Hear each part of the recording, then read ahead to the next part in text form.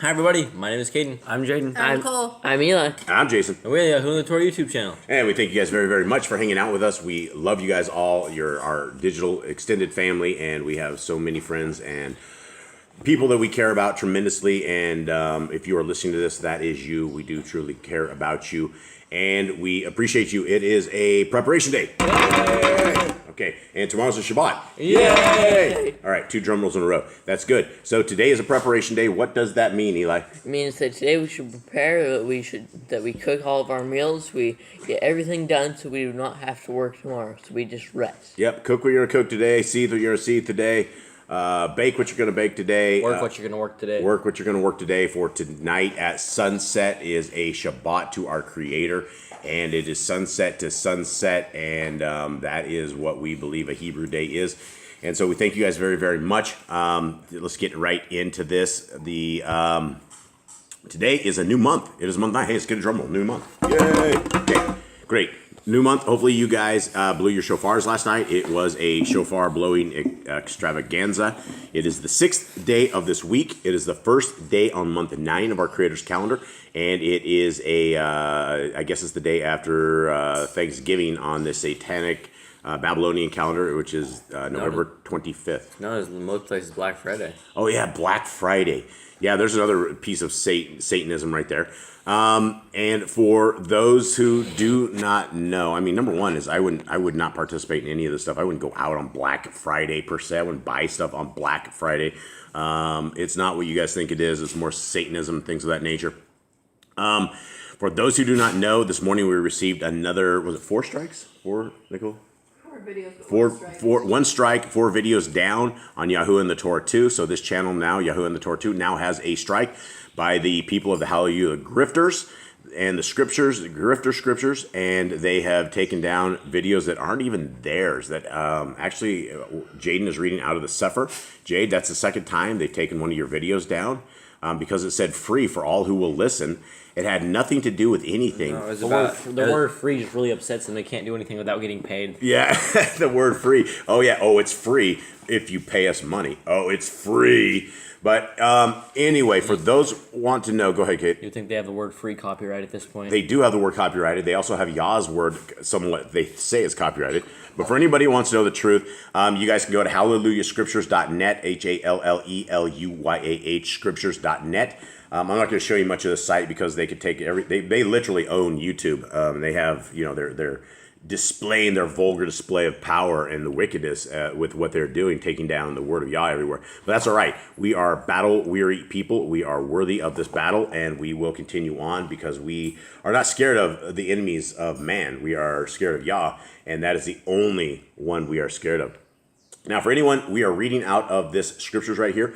The scriptures we are reading out of, they're called Yah's scriptures, right? And you can go to yahuwahandthetorah.net, and you can go right here where it says online scriptures. And right now we are in Lucas 6. So you need to click on Luke right there. And thanks to Nicole and Michelle who have put these together. Nicole for basically translating them or putting all the words back together, and Michelle for being a very good proofreader. We appreciate both of those gals that are doing the work of our Creator and getting this word out to everybody. And let's do the handy-dandy split screen. That's it. The drama's all over. We actually have a program that doesn't work, so it doesn't suck the resources of my little tablet down. Okay. Something I would like to take note of here, guys. It says at the top of this in the NIV, it says Jesus is the Lord of the Sabbath. Okay. Let's just keep that in mind as we begin our reading today, and we shall begin. And it came to be on a Shabbat that he went through grain fields, and his Talmidim were plucking the heads of grain and were eating, rubbing them in the hands. Mine said cornfields, and they were eating corn and rubbing corn together. Yours says corn? Mm-hmm. Okay, Jade, what was yours saying? Grain. Okay. I think grain makes more sense because rubbing corn together in your hands, unless you're like sitting like really ripping it up. You would have to put something together, for some corn. That would be that might be considered work at some point. And unless the corn was like ready, like if they'd taken it to seed, if it was like regular corn, they wouldn't be. You'd also have to peel the corn as well instead of just taking and ripping it up. And I don't know if they call the corn heads. I mean the heads of grain. I'd say ears of corn. Ears of corn. And that's like full on corn. Yeah, Kate is reading out of the Hebrew Roots Bible of some kind. I don't even know where we got it at.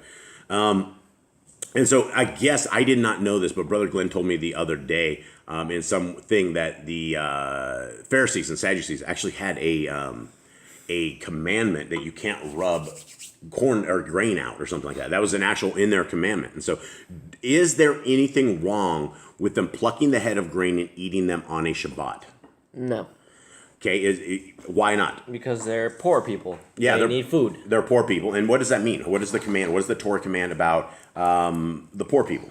The Torah command for the poor people is that they should not basically cook. They can't cook, right? So they have to go out and they have to find their food. And we're supposed to leave the field for them, and they're supposed to be able to eat their food. So this is how they're going to eat. They're going to eat through the cornfield and the grain field. Right. And so our Creator has set it up so that poor people and people who have nothing, that you could go, and if you're starving, you would go into a guy's grain field and you would eat out of his grain field. That was the part of it. You could do that as long as you did not take it out of his grain field. You cannot harvest it. So what they're doing is, there's nothing wrong with this at all. They're eating on a Shabbat, and simply putting your hands together and rubbing a couple of heads out there. The point of this is that is not what is considered servile work. This is not violating the Torah, or Messiah Yahushua would not be doing this. Okay, let's continue on. And some of the Pharisees said to him, "Why are you doing what is not right to do on the Shabbat?" And Yahushua answering them said, "Have you not read what David did when he was hungry? He and those who were with him, how he went into the house of Yahuwah, took and ate the showbread, and also gave some to those who with him, which is not right for any but the Kohanim to eat? And he said to them, the bin of Adam is the Adam of the Shabbat." Okay, so there it says it right there. It says the son of Adam is the son of the Shabbat. What does this mean, gentlemen? It means he owns the Shabbat. It means he is the owner of the Shabbat. Did he just say that the Shabbat is done away with? No, it's that he can do what he wants because he is Adonai. Yeah, and so I don't know if he's the owner of the Shabbat. Yah would be the owner of the Shabbat, but he is the son of Adam, is the Adam of the Shabbat. Okay, so this is a very important thing, because this is a chapter that trips up the Christians a lot, and they will say, I can worship my Creator on a Sunday because Jesus is the Lord of my Shabbat. And they will literally quote just that right there, and that is not what this says. It did not say the Shabbat was changed to another day. And it also came to be on another Shabbat that he entered into the congregation and taught. And there was a man whose right hand was withered. And the scribes and Pharisees were watching him closely, whether he would heal on the Shabbat, for them to find an accusation against him. And he knew their thoughts, and said to the man who had the withered hand, "Rise and stand in the midst." And he rose and stood. Then Yahushua said to them, "I ask you, is it right to do good on the Shabbat, or to do evil, to save life, or to destroy it?" And looking all around at them all, he said to the man, "Stretch out your hand." And he did so. And his hand was restored, sound as the other. Okay, now we've talked about this, we've discussed this before. Messiah Yahushua just asked them, is it right to do good or to do evil on the Shabbat? To save a life or to destroy it? Let's discuss. What does he mean? What can we glean from the Shabbat? What kind of rules do we have that he's basically given us? So the Pharisees were seeing him healing his work, or they were seeing him do, like, they thinking it's evil that he's going out and healing, doing these miracles. And it's more of their act of jealousy, trying to find something against him so that they could get rid of him earlier than they did. So basically, he said, there's nothing wrong with this, doing good on Shabbat. If I go out and heal people, I'm doing good. I'm helping these people on the Shabbat. I'm not working. I'm just doing good for the people. Yeah, and so, guys, let's answer that question. Is it right to do good on the Shabbat or to do evil? That's right. Jade, right or wrong? To do good. Okay. What would evil be on a Shabbat? Working, making people's Shabbat's terrible, attacking them. Yeah, just going off and doing stuff, right? Stuff that is not a rest, and so the Pharisees, they were always like, instead of spending Shabbat, they're sitting there hunting people down. They're sitting there like watching people, like, why are you plucking head of the grain? Why are you doing this? They're literally being busybodies instead of actually worshiping on the Shabbat. So if somebody came over to you, a neighbor came over to you on a Shabbat and said, "Quick, my kid has fallen down," what's your first instinct? Let's go pick him up. Let's go get the kid up, right? A lot of people, there's a lot of Jews who will they will have the goys flip their lights on, or they will do various things of that task because they're like, well, the goyim are not in covenant, and so we can have them do this stuff. But the actual Torah says no man, no servant, no nothing should do any kind of work whatsoever. So all of that stuff that the Jews do is actually anti-biblical on that side. Okay. And looking around at them all, he said to the man, "Stretch out your hand." And he did so. And his hand was restored, sound as the other. But they were filled with folly and were speaking with one another what they should do to Yahushua. And in those days it came to be that he went out to the mountain to pray and was spending the night in prayer to Yahuwah. Okay, here's another Trinity buster, right? This is the Trinity buster. You have to be okay. First of all, if you're okay with the Trinity, then you have to be okay with your deity kind of being a little crazy. Because he says he is one. He says Yahuwah is one, but then he says, well, I have my son, and that's actually two. So Yahuwah being one is actually two. And then the son says he's the son, but he's really the father. So he's a liar there too. So when we go down that road of the Trinity, there's a lot of things that we have to suppose and add into this. And I will tell you that our Creator's not a liar. His son is not a liar. What they say is the truth. They are not deceivers. They do not want deceit. They don't want us deceitful. If they tell us to have proper weights and measures, not be a liar, and then they went and did it, can you imagine the kind of deity that we had, right? So the Trinity is a bust. It does not exist. The Son is the Son and the Dad is the Dad. 13. And when it became day, he called near his town meeting and chose from them 12, whom he also named emissaries. Shimon, hold on here, whom he also named Kepha, and his brother Andri, Jacob and Yochanan, Philippos and Bartholomew, Matthiyahu and Toma, Jacob and Caliph, and Shimon, the one called the enthusiast, Yahuda of Jacob, and Yahuda of Kirioth, who also became the betrayer. Okay, so we have two Judases here. You guys with us on this? Yeah, there's I think that's Jude, and there's Judas. Yeah, so Yahuda and Judah. And he says Judas, son of James, and Judas Iscariot. Okay, so that might be the Jude. And so Yahuda of Jacob and Yahuda of Kirioth, who also became the betrayer. And coming down with them, he stood on a level place with a crowd of his town meeting, and a great number of people from all Yahuda and Jerusalem, and from the coast of Zar and Zidon, who came to hear him and who to be healed of their diseases. And those who were troubled with unclean spirits, and they were healed. And all the crowd were seeking to touch him, for power went out of him in healing them all.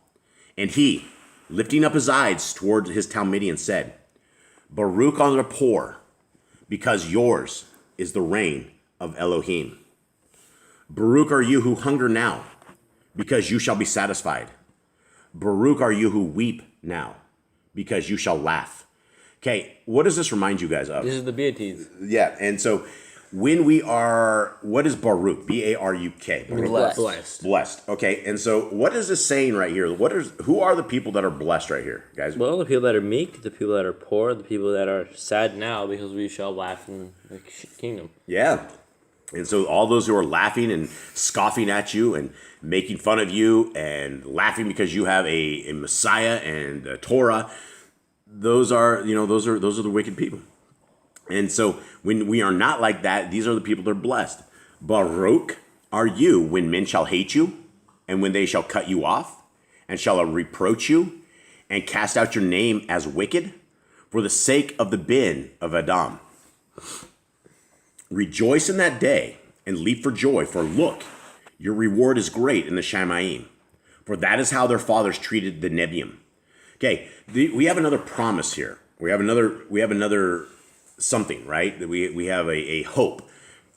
And that the hope is that we can be laughed at, we can be poor, we can be violated because of the name of our Creator and His Son. But it gives us rewards. It gives us something. And a lot of people don't understand that this is a resume for the future, for the kingdom to come. Your prophets, your world, your house will all depend upon how you act in this life. If you are wicked, you won't have a house, or a good house. You will have a hot house. You will have a nasty house with worms that won't die. But if you're looking for the other thing, we have a promise here that our Creator says that He will give us this, that we have I don't even know how to say it, riches in heaven, riches in the Shamayim. And so when we are taking these beatings on this earth, when it seems like wickedness has taken over, everybody wicked is making their run, making their gains, that's okay, because our Creator knows all about this. He knows the heart of man. He knows all of this. And so we're here to stack up our riches on the Shamayim, in the Shamayim, not here on this earth. We want a mansion in the kingdom to come with extra decor, because we have sought our Creator and have sought his ways, and we've taught others the same way. Okay, 24. But woe to you who are rich, because you are receiving your comfort. Woe to you who have been filled, because you shall hunger. Woe to you who are laughing now, because you shall mourn and weep. Woe to you when all men speak well of you, for thus their fathers did to the false prophets. That's a huge thing right here, right? This is one of the reasons I don't care what kind of waves I make as a channel. I'm not here hanging out with all these big groups. I don't want to be a part of their clique. I don't want to be invited to any of their garbage. Every single Torah channel on YouTube is completely off when it comes to scriptures. You have one guy that teaches Messiah Yahushua and Yah are the same people. You have another guy that prays to the Ruach HaKodesh and to Messiah Yahushua and teaches all of his hundreds of thousands of people to do so. It is a mess. You have the Staleys who are teaching everybody how to speak in tongues, right? The entire thing is a mess.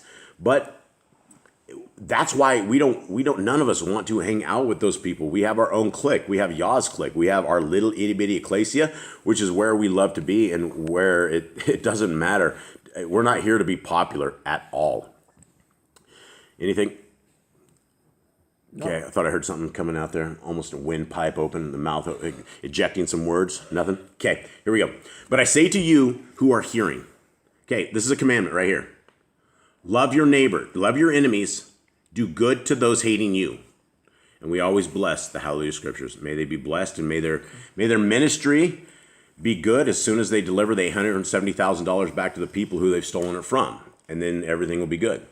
Okay? So, love your enemies. Do good to those hating you. Baroque those cursing you.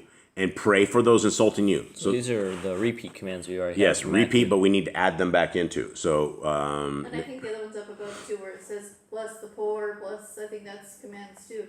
I would say that as well. So yeah, we should put all of those in there.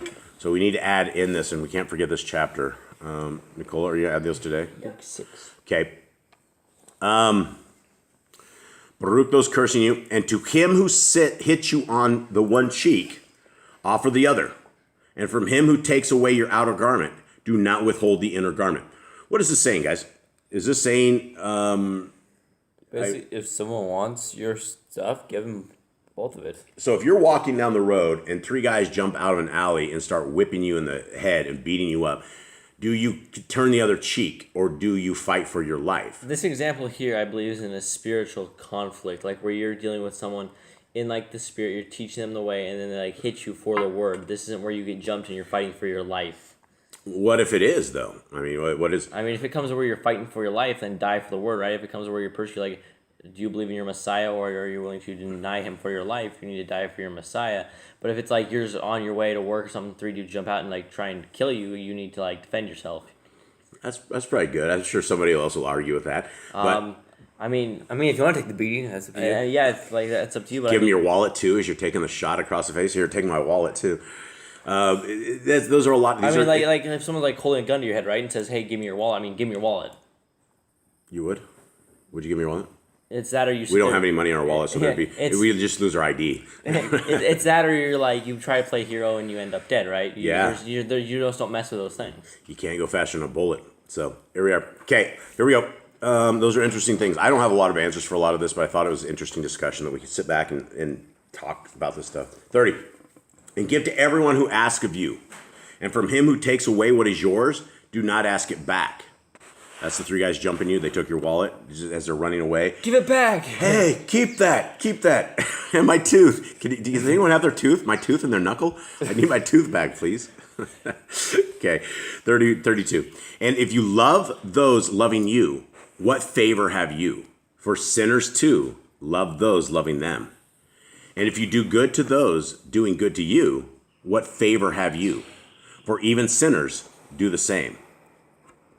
And if you lend to whom you expect to receive back, what favor have you? I'm sorry, I'm laughing here. I'm sorry, guys. I will break into this. Eli set his head down and he started breathing. It sounded like Darth Vader was like, and I don't know if you guys heard that. If you guys just picked that up like 5 seconds ago, that was Eli. And then I clipped him on the head, telling him to stop breathing like Darth or something. Okay, so anyway, let's get back to this. We're way off course today. 34. And if you lend to whom you expect to receive back, what favor have you?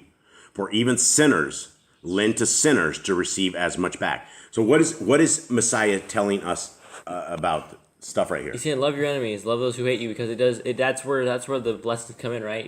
Yah is like, it's a test from Yah. Are you going to love your enemies, or are you going to hate your enemies? Or because he says even sinners, even Gentiles love people loving them, and they hate people hating them. But if you love people hating you, that shows you are the higher grounded person. And what does it mean right here? And if you lend to whom you expect to receive back, what favor have you?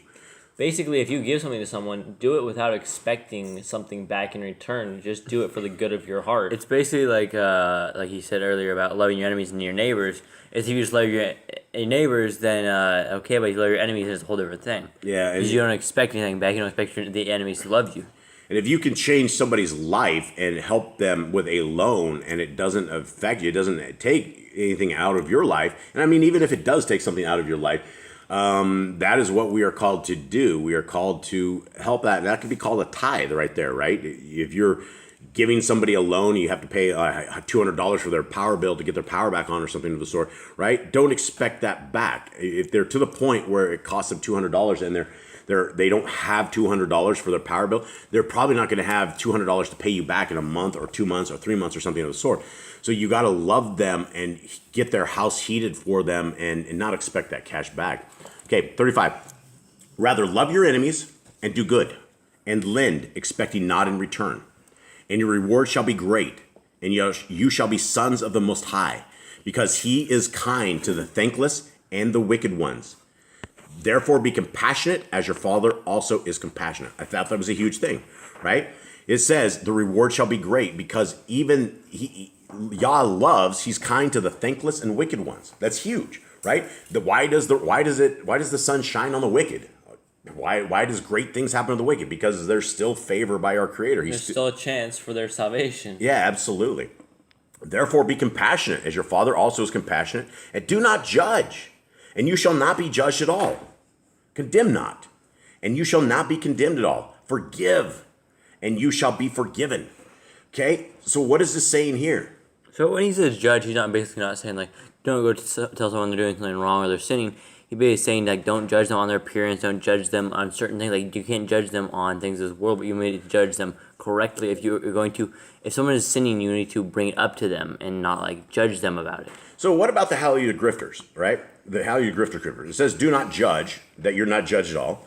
First of all, if I'm going to be judged for selling the word of Yah, I should be judged for selling the word of Yah. Right, because the word is given free. Right, and it literally says the word is given free. It says, condemn not, and you shall not be condemned at all. Well, I am completely condemning Hallelujah Scriptures because they owe $870,000 to the people of Yah. If God wanted his Bible to be sold, he would have been up top with Moses, the Israelites, and he said, make sure when you translate this, you charge people the most you can. Get your dollar. Yeah, absolutely. But he didn't say that. No. Yahushua literally says, he says, give freely to those who, because you have given freely. And this is the best gift you could ever give somebody is the Torah. There's nothing better than the word of Yah that you can give somebody. You can give somebody money, and that might help them out. But how about saving their soul? How about saving their soul? 38. Give, and it shall be given you. A good measure, pressed down and shaken together and running over, shall be put into your lap. For with the same measure with which you measure, it shall be measured back to you. All right, let's spin this around and let's start pointing fingers back at us, brothers. What do you think about, okay, it's like, what do you guys think about this, right? Let's talk about what this says right here, right? A good measure, for with the same measure with what you measure, it shall be measured back to you. And I will tell you, even there's 4 of us at this table, there's not any innocence among any of us, especially me, right? Especially me, especially you guys. But as far as brothers go, I see that you guys hold a different level of measurement versus other people. I see extreme kindness with people outside of here, but with you guys hold each other at a different level of measurement. Is that because you guys are all blood or something? Or what is it? I'm a single child. I'm an only child. I didn't have any brothers. I don't understand this. Can you guys help me with this? Maybe we should have higher expectations because we know each other better. Like, we don't know everyone else outside, so we just, like, do it, and then we have higher expectations for each other. And you guys, even if you guys do a good job, it semes like you guys will measure. It's not perfection. It's not, exactly. It's not perfection, right? So I don't have answers for that. Do you guys have anything here? Not really. But you will certainly measure your brothers harder than anybody else you've ever. Expect more of them. All right. 39. And he spoke a parable to them. Is a blind able to lead a blind? Shall they not both fall into a pit? Okay, and so here we are. A Talmud is not above his teacher, but everyone. I got dog stuff going on here. I don't know what's going on. Hold on. Let me pause this real quick. All right, back at it. And he spoke a parable to them. Is a blind able to lead a blind? Shall they not both fall into a pit? A Talmud is not above his teacher, but everyone perfected shall be like his teacher. Okay, what is the Talmud? Because we know of a Talmud. What is a Talmud? A disciple. Disciple, apostle. Yeah, this is not the same Talmud, which is the evil satanic doctrine of the Judaism religion. So the way you pronounce it is, according to the Sefer, is Talmudi. Talmudi? Talmudi, like D-E, like two E's. It only has a Talmid. It doesn't have any kind of like anything else. And the Sefer is Talmudi. Okay. And it just means like follower, basically. Right. Okay, and why do you see the splinter in your brother's eye, but are not aware of the plank in your own? Uh-oh, everybody knows exactly where we're going with this. Yep, okay. It says right there, brother's eye. Sorry, we only have one more book. We have to go over this. No, actually, John doesn't. I don't think John goes over this stuff like this. I think you guys are good with that. Okay, let's go into that. This is, I don't have anything better to explain. It's but basically like being a hypocrite. Basically, if you say to your brother not to do something, and you do the same thing. It is ironic, isn't it? There's a lot of irony here. It's 6 feet deep, 8 feet deep of irony. I don't feel like we do this as much. Like, I got to have examples for this. So as long as you guys are smiling and we can go over the examples, I think we're good. Okay, 42. Or how are you able to say to your brother, brother, let me take? Oh wait, can I do that in your guys' voice? I can't do that in your voice. I have too deep voice. No. Brother, let me take out the splinter that is in your eye, not seeing the plank in your own eye. Hypocrite. First take the plank out of your own eye, then you shall see clearly to take out the splinter that is in your brother's eye. For a good tree does not yield rotten fruit, nor does a rotten tree yield good fruit. For each tree is known by its own fruit. For they do not gather figs from thorns, nor do they gather grapes from a bramble bush. Okay, and Eli's fighting the dogs and fighting me at the same time. Will you please put him down? I would appreciate that. Okay, yep. So what does that mean here, guys? A good tree does not yield rotten fruit, nor does a rotten tree yield good fruit. And it also says that you will know them by their fruit. For you don't gather figs from thorns, and nor do they gather grapes from a bramble bush. What does this mean? What are the fruits he's speaking of here? He's basically saying, well, it's basically not physical fruits, but it's like what spiritual fruits, kind of what you do, because you look at a tree and you see its leaves and you see it's an apple tree. An apple tree's not going to give you an orange, right? Or it's not going to give you. It shouldn't give you a whole pile of thistles, right? Or something that is unedible. Actually, orange trees do produce. They do. That is true. I don't know about regular orange trees. I do know down South American trees. The orange trees they fight. Yeah, they fight. The orange trees down here fight. Breed caterpillars and thorns. They do. So if we are to say that if we are to give the word of Yah away and it's free for everybody, and then we go and we start taxing people on that word, and we won't deliver the word of Yah, what kind of fruit does that look like? Looks like some greedy fruit. Evil fruit, yeah. Absolutely evil fruit, because they've been given much and they decided to hold back the word of Yah. Okay. The good man brings forth what is good out of the good treasure of his heart, and the wicked man brings forth what is wicked out of the wicked treasure of his heart. For out of the overflow of the heart his mouth speaks. But why do you call me Adonai, Adonai, and not do what I say? Okay, what is this? What does he mean by this? You call him master, right? You call him Lord. He's like, and you're not doing what I say, because people come up to him and be like, Adonai, Adonai, listen here. Yeah, and then what is he says? What is he saying? He's saying that if you're going to call him Adonai, you need to do what he says. He's saying that he is the master and that this is the commands he gives us to forgive our brother, to produce good fruit, to not be hypocrites. Yeah, and it's what he says is to obey my commandments. If you love Messiah Yahushua, obey his commandments. His commandments are the same as his Father's commandments, which are to obey the law, statutes, and commands for all generations. 47. Everyone who is coming to me and is hearing my words and is doing them, I shall show you whom he is like. He is like a man building a house who dug deep and laid a foundation on the rock. And when a flood came, the stream burst against that house, but was unable to shake it, for it was founded on the rock. But the one hearing and not doing is like a man who built a house on the earth without a foundation, against which the stream burst and immediately it fell, and the ruin of that house was great. Okay, what does this mean, guys? What does building a house on the rock mean? It means building a house on a foundation. What is the foundation? Which foundation should we? The rock is the Torah. The rock is the Torah, and that is what we should absolutely be building our houses on. We should be building our families with this. It should be every part of our lives. It should be what we endeavor to. It is a part of our wake-up call. It is part of our night call. It is part of our every being part of our day. The Torah needs to be embraced upon us, wrapped around us like a cocoon, wrapped around us like a fine silk piece of garment. It needs to be completely honest, and that is the way it should go. Tonight is the Shabbat at sunset. The end of the day is here. We will attempt to go live on Yahuwah and the Torah too. I have no idea if Hallelujah's Grifter Scriptures will have that taken out. If we can't go live there, we will just put our Sabbath up on any other channel that we can possibly do. And we hope to see you guys there. And if it's live, we're looking for just a few of you guys that we're moving over to this channel. And we can't wait to see you guys tomorrow. And we will read in Yahuwah Scriptures and also the Targum. And we will see what Yah has planned for us. And it is a great time. And we can't wait to see you guys all there. All right. Shalom. Shalom. Shalom, everybody. We're out.